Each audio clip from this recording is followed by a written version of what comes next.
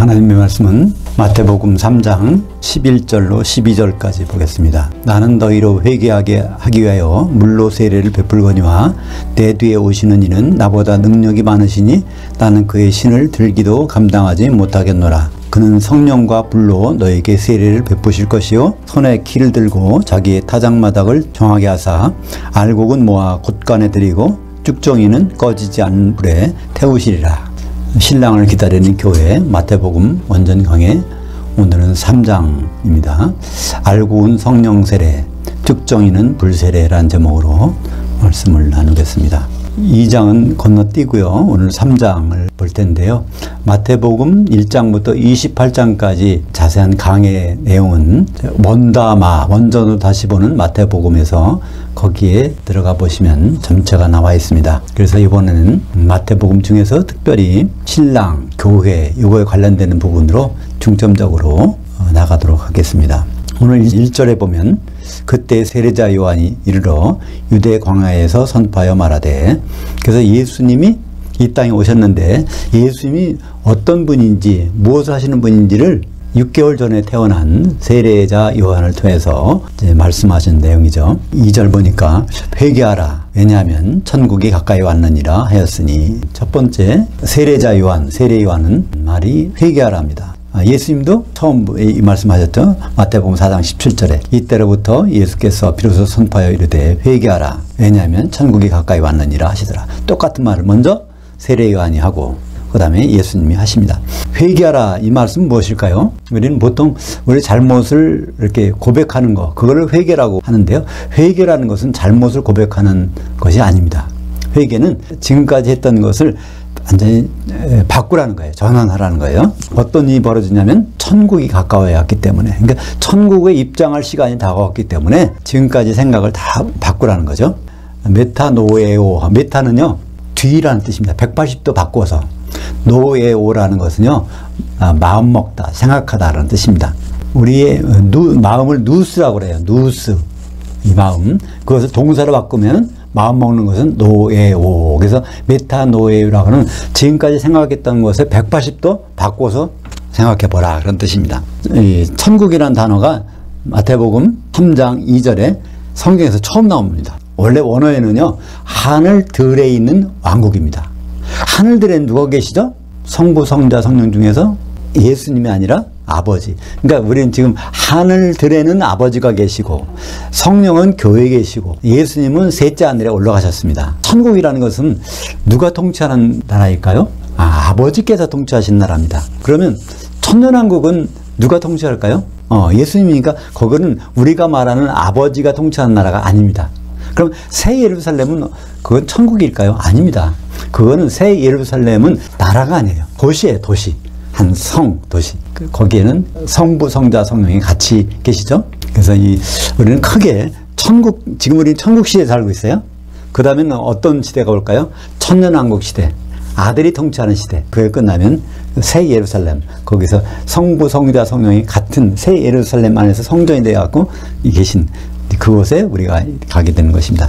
그러니까 비슷할 것 같아도 천국과 천년왕국과 새 예루살렘은 완전히 다른 곳입니다. 그러면 천국은 가까이 왔다 그러는데 언제 시작됐을까요? 예수님이 세례 요한한테 세례받고 성령이 내려오실 때, 그게 천국에 비로소 시작되는 날입니다. 서기로 하면요, 그러니까 예수님이 30세 된 해니까 주후 26년이 천국이 시작된 해란 말이에요. 주후 26년. 언제? 장막절날. 왜 그럴까요? 예수님은 장막절날 오셨기 때문에 만 30세 된 달 세례 받으셨으니까 그렇습니다. 마태복음 12장 28절 같이 볼까요? 그러나 내가 하나님의 성령을 힘입어 귀신들을 쫓아내는 것이면 하나님의 나라가 이미 너희에게 임하였느니라. 예수님 30세 될 때까지는 성령이 안 내렸어. 예수님 30세 됐을 때 성령이 내려서 그때부터 하나님 나라. 사실은 하나님 나라는 두 개가 있어요. 하나님 아버지의 나라가 있고 하나님 아들의 나라가 있어요. 그래서 보통 성경에서 하나님 나라 하면은 하나님 아버지의 나라고요. 거기에 특별히 다른 게 있어요. 상속받는 하나님의 나라가 있어요. 상속받는 하나님 나라가 어떤 나라일까요? 천년왕국이에요. 아들이 상속받아서 있는 나라. 그래서 하나님 아버지 통치하시는 천국, 아들이 통치하시는 천년왕국. 뛰어넘어서 9절 들어가 보겠습니다. 속으로 아브라함이 우리 조상이라고 하지 말라. 내가 너희에게 이르노니 하나님이 능히 이 돌들로도 아브라함의 자손들이 되게 하시리라. 그래서 우리는 성경을 보면서 어떤 생각이 들을까요? 아브라함 같은 믿음이 있으면 좋겠다. 그래서 아브라함 자손이 됐으면 좋겠다. 영적으로. 근데 하나님은 우리가 뭘 되기 원하실까요? 아브라함 자손 되기 원하실까요? 아닙니다.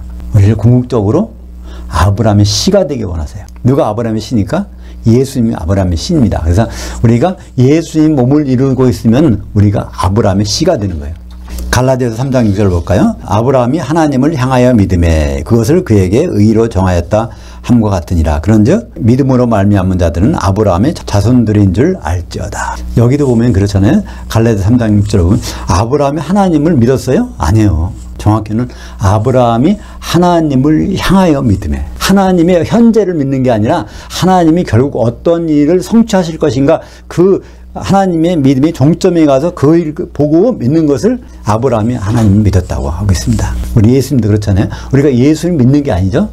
예수를 향하여 믿는 거예요. 결국 예수님이 어디까지 갔냐면 신랑의 모습으로 혼인하실 때 그것을 바라보고 믿는 것이 진짜 믿음입니다. 그래서 아브라함의 믿음, 아브라함의 믿음이라는 것은 그냥 아브라함처럼 하나님이 어떻게 하실 걸 바라보고 믿는 거예요. 근데 우리는 아브라함의 자손으로 만족하는 것이 아니라 아브라함의 씨가 되어야 됩니다. 갈라디아서 3장 27절 볼까요? 너희 중 누구든지 그리스도를 향하여 세례를 받은 자는 그리스도로 옷 입었느니라. 여기에 너희 중 누구든지가 있어요.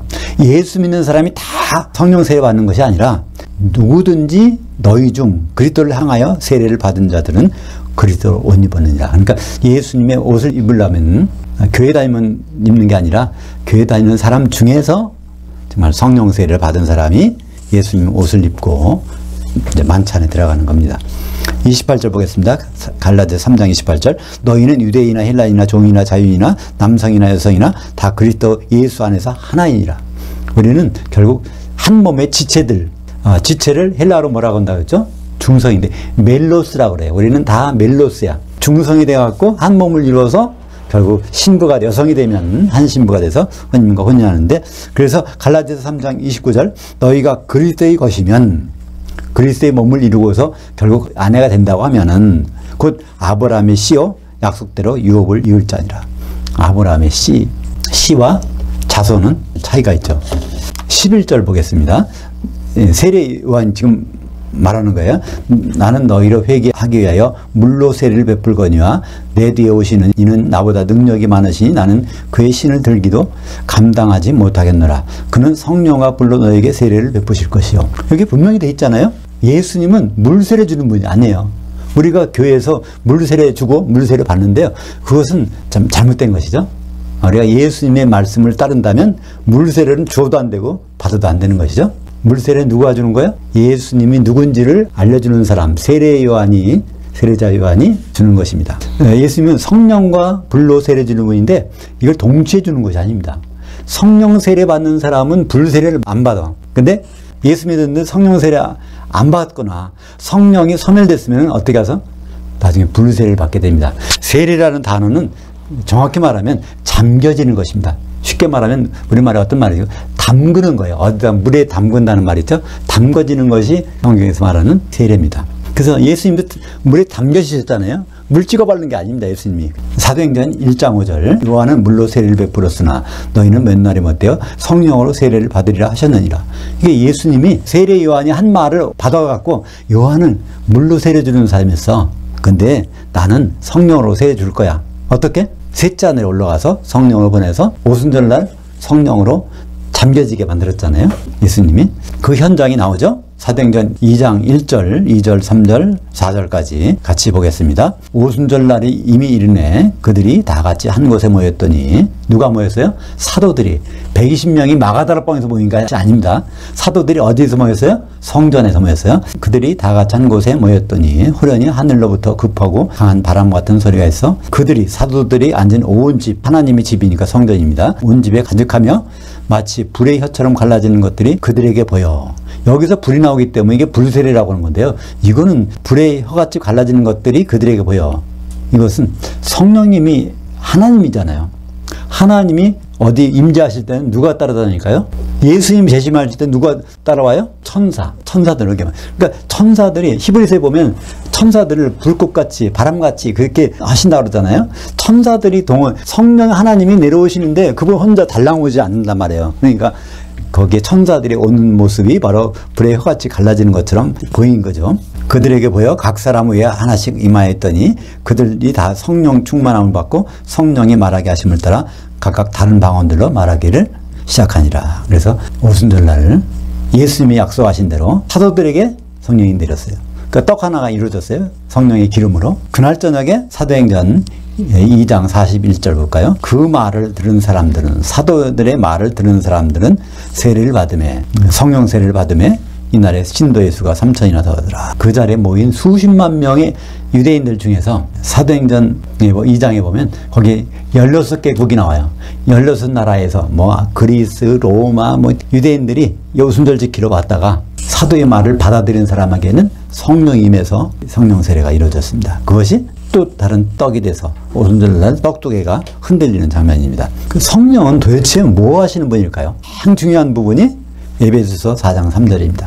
그러니까 성령이 첫 번째 내려서 뭐 했어요? 12사도를 한 덩어리를 만들었어. 그리고 그날 저녁에 3,000명을 한 덩어리를 만들었어. 성령은 뭐 하시는 분인가요? 에베소서 4장 3절 같이 볼까요? 평화 안에 매는 줄로 성령이 하나 되게 하시는 것을 힘써 지키라. 성령은 뭐 하시는 분? 하나 되게 하시는 분. 이거를 헬라어로 헤노테스라고 합니다. 헬라어로 원, 이는요 헤이스예요. 헤이스가 되도록 하는 것이 헤노테스입니다.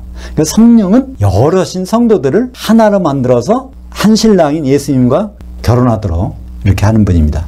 그러니까 성령 결국 뭐 때문에 오셨을까요? 결혼시키려 오신 것입니다. 하나님 찾는 데는 성령이 안 오셔도 돼. 근데 성령을 꼭 오셔야 되는 일, 하나 되지 않으면 우리가 한 신부가 될 수 없으니까 그렇습니다. 그 다음에 불세례가 뭘까요? 요한계시록 15장 2절. 내가 보니 불이 섞인 유리바다 같은 것이 있고 짐승과 그의 우상과 그의 이름의 수를 벗어난 이기는 자들이 그 유리바다 위에 서서. 이기는 자들은 누구라고 그랬죠? 요한계시록 2장 26절에 끝까지 예수님의 일들을 지켜보는 자예요. 예수님의 마지막 일까지 보는 사람이 뭘까요? 혼인잔치 만찬에 들어가는 사람이니까 그들이 어디 있어요? 불 섞인 유리바다 위에 있어. 그러니까 불이 섞인 유리바다는 지옥 벗어나서 위에 있단 말이에요. 공중에. 요한계시록 18장 21절 볼까요? 이에 한 힘센 천사가 큰 맷돌 같은 돌을 들어 그 바다, 여기 정관사가 붙었습니다. 세상 바다가 아니라 그 불 섞인 유리바다에 던져 이르되 큰 성 바벨론이 이같이 비참하게 던져져 결코 다시 보이지 아니하리로다. 큰 성 바벨론은 누굴까요? 나는 과부가 아니라 남편 예수님이 필요 없다 하는 성도들은, 그런 음녀교회는 유리바다 속으로 던져지는 것입니다. 요한계시록 20장 13절에 그 유리바다가 나와요. 그 바다가 그 가운데 죽은 자들을 내주고, 이 사람들 누구냐면 예수 믿었는데 공중까지 올라갔는데 거기서 불석인 유리바다 던져진 사람들이 1000년 동안 있다가 백보자 심판 열리니까 그 바다가 죽은 자들을 내주매 거기서 부활해가지고 주님 옆에 서는 것입니다. 12절 보겠습니다. 마태복음 3장 12절. 손에 키를 들고 자기 다장마닥을 정하게 하사 알곡은 모아 곡간에 들이고 쭉정이는 꺼지지 않는 불에 태우시리라. 이것이 바로 11절의 설명입니다. 성령 세례는 알곡을 모아 곡간에 들이기, 불 세례는 쭉정이는 꺼지지 않는 불에 태우는 것. 이것이 연결된 문장입니다. 그러니까 성령의 불을 받아라 그런 건 참 잘못된 거예요. 그러니까 동시에 일어나는 일이 아닙니다. 성령이 소멸됐거나 성령 세례를 안 받았거나 그런 사람들이 나중에 불 섞인 유리바다 지옥불에 던져져서 있는 거예요. 쭉정이는 알맹이가 빠진 거죠. 그 생명이 거기서 떨어져 나간 거죠. 요한복음 3장 16절도 같은 맥락에서 나오면, 같은 맥락인데 다른 내용으로 썼어요. 뭐가? 알곡과 쭉정이라는 내용을요. 거기에서 요한복음 3장 16절. 하나님이 세상을 이처럼 사랑하사 독생자를 주셨으니 이는 그를 향하여 믿는 자마다 멸망하지 않고 지옥 들어가지 않고 영생을 얻게 하려 하심이라. 영생이라는 것은 영원히 사는 것이 아닙니다. 영생은 아이오니오스 조회. 조회는 우리의 생활, 우리의 라이프를 조회라고 그래요. 거기에 한 시대, 아이오는 시대입니다. 근데 예수님 오셔서 한 시대는 천년왕국이니까 한 시대 동안에 예수님과 같이 사는 것을 성경에서 우리말 번역에서는 영생이라고 번역해 놨습니다. 그러니까 우리가 항상 성경 읽을 때 영생이라는 말이 나오면 아, 천년왕국에서 예수님과 같이 지내는 거구나 이렇게 생각하시면 맞습니다. 그걸 마태복음 25장 46절은 어떻게 표현했을까요? 그들은 새끼 염소들은 영벌에 의인들은 영생에 들어가리라 하시니라. 성경에는 회색이 없어요. 까만 거, 하얀 거, 흑백 이렇게 나눠지는 게 성경에는 그렇습니다. 예수님과 천년 동안 같이 지내는 사람, 예수님과 떨어져서 천년을 지옥에서 지내는 사람. 우리 기독교인들의 운명은 반드시 둘 중에 하나입니다. 중간에 어중간한 데가 없다는 말입니다. 15절 보겠습니다. 예수께서 대답하여 이르시되 이제 허락하라. 우리가 이와 같이 하여 모든 의를 이루는 것이 합당하니라 하시니 이에 요한이 허락하는지라. 예수님이 요한한테 가서 세례를 받으려고 하니까 요한이 거부를 했어요. 나는 그렇게 할 수 없습니다. 어떻게 내가 그런 일을 할 수 있습니까? 그러니까 예수님이 말씀하셨어요. 내가 너한테 세례 받는 것 이것이 의를 이루는 것이냐. 의라는 말이 무슨 말일까요? 의라는 것은 바른 길을 간다는 것입니다. 고든 길을 간다는 거예요. 의에 반대되는 것은 무엇이죠? 죄라는 것은 빗나가는 겁니다. 의는 반드시 가는 거예요. 죄는 삐뚤어 가는 겁니다. 이렇게 해야 예수님이 자기 길을 갈 수 있다는 겁니다. 예수님이 정해져 있다는 거예요. 그래야 예수님이 성령이 임하셔야 이제부터 천국을 시작할 수 있고 그 다음에 천국 가운데서 유월절, 무교절, 초곡절 이런 절기를 이루는 그것이 가능하다는 것입니다. 그래서 성경에서 의가 나오면 우리는 어렵게 생각할 수 있는데요. 그냥 쉽게 생각하면 돼요. 예수님의 정해진 길 가시는 것. 요한복음 16장 7절부터 11절까지는 굉장히 중요한 말씀입니다. 성령께서 도대체 무슨 일을 우리에게 일러주시는지 우리가 오해할 수 있는 것을 바로잡아 주시는 건지 그걸 설명하고 있습니다. 한번 같이 보죠. 그러나 내가 너에게 실상을 말하노니 내가 떠나가는 것이 너에게 유익이라. 내가 떠나가지 아니하면 보혜사가 너에게로 오시지 아니할 것이요 가면 내가 그를 너에게로 보내리니. 이게 어디 가신다는 말씀이죠? 셋째 하늘. 그가 와서 죄에 대해서 의에 대해서 심판에 대해서 세상을 책망하시리라. 죄에 대하면 그들이 나를 향하여 믿지 아니하며. 첫 번째 죄에 대하면 뭐라고요? 예수 안 믿는 게 아니라 예수를 향하여 믿지 않는 거예요. 십자가 예수만 믿고 있으면 이거는 잘못됐다는 것입니다. 예수님 십자가에서 내려오셨어요. 마지막에 어떻게 오시죠? 신랑으로 오실 것입니다. 그러니까 신랑으로 오시는데 아무 준비를 안 한다? 이거 죄 짓는 겁니다. 의에 대하라면 내가 아버지께로 가니 너희가 다시 나를 보지 못하며. 언제까지 못 봐요? 그분이 오실 때까지 못 볼 거 아니에요. 재림 때까지. 그래서 심판에 대하라면 이 세상 임금이 심판을 받았습니다. 그러니까 앞으로 있을 심판은 누구 심판이요? 마귀 심판이 아닙니다. 마귀는 집행만 남은 거예요. 심판이 마음이 끝났어. 그러니까 앞으로 남은 심판은 기독교인 심판, 그리고 천년 후에 백보자 심판. 그러니까 심판을 혼돈하지 말라는 겁니다. 성령께서 심판에 대해서 말씀해 주시는 것은 그건 다른 사람 심판이 아니라 바로 성도들 내가 심판 받을 거라는 거예요. 근데 우리가 심판에서 영생을 가기 위해서는 우리가 준비할 게 있다는 것입니다. 그거 준비 안 하면은 바로 지옥으로 떨어진다는 것이죠. 이것을 알려주는 분이 바로 성령이시라는 것입니다. 골로새서 2장 17절 이것들은 장래의 일들의 그림자이나 몸은 그리스도의 것이니라. 그래서 예수님은 그림자를 만드시는 분이에요. 하나하나 그림자가 생겨. 그러니까 6월절 날 무슨 그림자가 있었어요? 어린 양의 피가 나오는. 그러니까 예수님이 십자가에서 피를 흘려서 교회에서 사시는 것. 이 절기마다 그것이 하나의 그림자였는데 예수님이 실체로서 그것을 이제 나타내시는 것입니다. 마지막은 장막절이잖아요. 하나님의 장막이라는 건 하나님의 집입니다. 하나님의 집이 바로 새 예루살렘이고 그것이 교회가 완성된 거잖아요. 어린 양의 혼인이 바로 장막절의 완성입니다. 16절 마태복음 3장 16절 예수께서 세례를 받으시고 곧 물에서 올라오실 때 그 하늘들이 그에게 열리고 여기서 보면 하늘들이 열리는 거예요.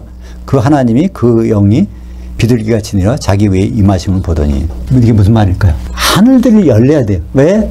셋째 하늘에서 성령이 내려오시려면 하늘들이 열려야 내려오시잖아요. 근데 우리말 번역으로 보면 하늘이 열린다는 게 무슨 얘기인지 몰라요. 성경을 이해하기 위해서는 하늘과 하늘들을 반드시 구분해야 되는데 개역 개정이나 개역 성경 같은 데서는 그걸 구분을 일치 안 하기 때문에 성경을 백독을 해도 이해가 안 갈 수가 많아요. 왜냐하면 하늘들과 하늘은 전혀 다른 장소인데 이걸 같이 보니까 이해가 될 수가 없잖아요. 근데 성령이 비둘기 같이 내렸다고 하면 성령이 비둘기일까요? 아닙니다. 성령이 비둘기라고 하는데요. 그건 아니에요. 성령이 뭐 하는 분이에요? 거기 요한복음 5장 26절에 내가 아버지께로부터 너에게 보낼 보혜사 곧 아버지께로부터 나오시는 진리의 성령이 오실 때 그가 나를 증언하실 것이요. 예수님이 누구신지를 성령님이 지금 알려주고 계시잖아요. 예수님이 비둘기의 역할을 하신다는 거예요. 비둘기가 뭡니까? 레위기에 보면 소도 드려야 되고 양도 잡아서 피를 내야 되고, 그런데 죄를 매일 져. 매일 지면 매일 소를 드릴 수가 없잖아요. 돈이 없으니까 매일 양도 드릴 수가 없어. 그러니까 매일 드릴 수 있는 건 뭘까요? 집에서 기르는 집비둘기나, 돈이 없으면 산에 가서 산비둘기나, 이거는 얼마든지 드릴 수가 있어요. 그러니까 우리가 죄를 졌을 때는 항상 예수님의 이름을 의지해서 우리가 자백하면 그걸 사해 주신다는, 예수님이 매일 속죄대가 되신다는 것을 성령께서 일러주시려서 비둘기 형체로 오신 것이지, 왜냐하면 성령은 예수님을 증언해 주신 분이니까, 이분이 바로 비둘기같이 너희 모든 죄가 있을지라도 매일매일 그분을 통해서 용서해 주신 분이야. 그래서 우리는 예수님의 말을 거역한 죄는 다 해결받을 수 있어요. 언제든지. 근데 성령을 거역한 죄는 해결 방법이 없다는 거잖아요. 그러니까 성령께서 하신 일을 방해하는 건 뭘까요? 한 신부가 되는 걸 방해하는 것이 가장 큰 죄입니다. 이거는 용서가 없어요. 그래서 가장 큰 죄가 뭘까요? 예수님이 신부들 하면 이건 정말 알고 보면 엄청난 죄예요. 예수님은 한 신부만 원하시는데 신부들이라는 말이 나오면 이건 예수님 거역하는 것이 아니라 성령께서 하시는 일을 하나 되게 하시는 분을 무시하는 것이 되지 않겠습니까? 17절 보겠습니다. 그 하늘들로부터 소리가 있어 말씀하시되 이는 내 사랑받는 그 아들이요 그 안에서 내가 기뻐했노라. 여기에 단어가 아가페토스, 아가파오가 사랑하다는 건데 그거의 수동형입니다. 그러니까 사랑받았다는 거예요. 이미 예수님은 이미 하나님 아버지로부터 사랑받았는데 그 사랑받은 덩어리를 우리를 위해서 주신다는 거예요. 그런 의미가 여기 들어있죠. 그러니까 아버지는 정말 그 그러니까 사랑 덩어리를 우리에게 주셨으니까 그것을 오히려 기뻐하셨어요. 왜 기뻐하셨을까요? 사랑 덩어리 주셔서 피 흘리게 해서 궁극적으로 혼인을 이룰 것이니까. 그죠? 때문에 예수님을 보내시는 것을 참 기뻐했다는 말씀이죠. 마태복음 5장 16절을 보겠습니다. 이같이 너희 빛이 사람 앞에 비치게 하여 그들로 너희 착한 행실을 보고 그 하늘들에 계신 너희 아버지께 영광을 돌리게 하라. 그러니까 우리가 빛의 역할을 감당해야 되는데 그게 어떤 역할이에요? 세상 사람들에게 착한 행실을 보여줘야 되는 거예요. 하나님께 착한 일, 선한 일은 무엇일까요? 우리가 혼인 준비를 하는 거야. 세상 사람들은 이제 보겠죠? 저 사람들이 도대체 뭐 하는 거야? 신랑도 없는데 뭘 결혼 준비를 할까? 그렇지만 그런 것을 보여주면서 훗날 가서 드디어 하나님의 영광이 드러나는 것을 세상 사람들이 볼 수 있지 않겠습니까? 주님은 기도에서 가르쳐 주셨어요. 앞으로 땅에서 하나님 뜻이 이루어진다는 것, 교회에서 하나님 뜻이 이루어진다는 것. 한번 볼까요? 마태복음 6장 9절 10절 보겠습니다. 그러므로 너희는 이렇게 기도하라. 하늘들에 계신 우리 아버지여, 아버지의 이름이 거룩히 여김을 받으시오며 아버지의 통치가 임하시오며 아버지의 뜻이, 그것이 어린 양의 혼인이죠, 하늘에서, 셋째 하늘에서 창세전에 결정된 것 같이 땅에서 이 교회를 통해서 이루어지이다. 이것이 우리가 매일 해야 되는 기도라는 거예요. 교회가 신부로 준비돼서 아버지의 뜻에 따라서 혼인하는 것. 그게 우리가 그런 기도를 해야 되는데 우리는 주기도문의 내용을 때때로 오해해서 우리가 일용할 양식만 구하는 거로 잘못하고 있지 않습니까? 우리는 주기도문 자체에 하나님의 비밀이 숨어 있다는 것을 다시 한번 깨달을 수 있는 것입니다. 기도하겠습니다. 하나님 아버지 감사합니다. 오늘 마태복음 3장을 통해서 천국이 언제 시작됐는지, 그리고 지금 어떤 세례를 받아야 되고 우리가 성령 세례를 못 받았을 때는 불세례 가운데 있을 것이라는 것을 다시 한번 확인하게 하심을 감사드립니다. 우리가 하늘들에 계신 아버지의 뜻에 따라 통치를 잘 받아서 땅으로 표현된 교회가 주님과 혼인한 그 현장까지 같이 갈 수 있도록 인도하여 주시옵소서. 예수님의 이름으로 기도합니다. 아멘.